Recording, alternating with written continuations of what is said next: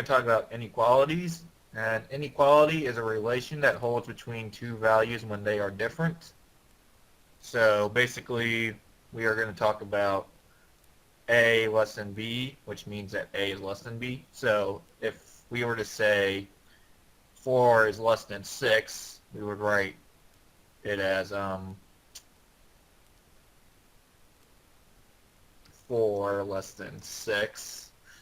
You guys are all familiar with this notation, right? Okay, well, the idea is we are trying to express two numbers, which one is bigger than the other. So the one that comes before is the one that you talk about first. Okay, well. Okay then, it's alright. Okay, so the second one is A greater than B, so the number that comes first is bigger than the number that comes second. So, example here, this would be 6 greater than 4. So these are for strictly less than or equal or greater than. So you can't write something like, you can't have 4 and 4, okay? Or you can't also have 4 less than 4.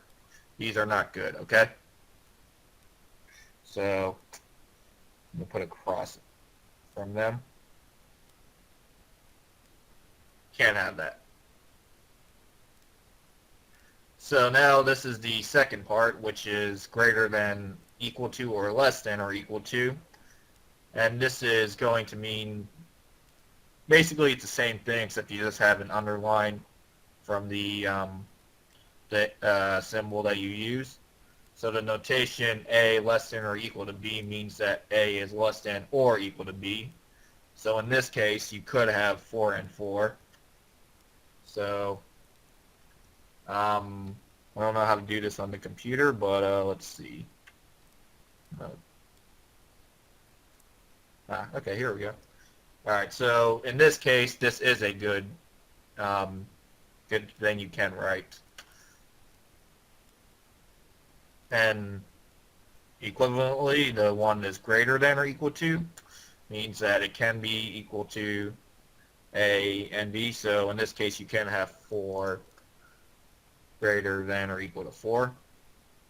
So these are valid things to write down.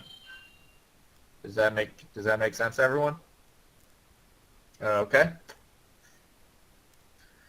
So, for example, now we're going to practice solving inequalities. If we have this thing, x minus 2 is greater than 5, we want to substitute 8 for x. The inequality becomes 8 minus 2 is greater than 5. Thus, x equals 8 is a solution of the inequality.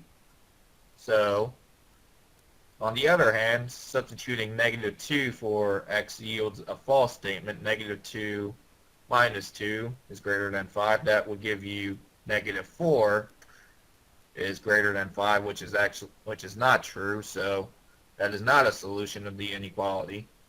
So the inequality usually have many solutions, and in this case, we're going to see that to be the case.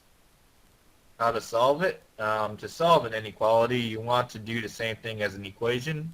Bring all the x's to one side and the constants to another.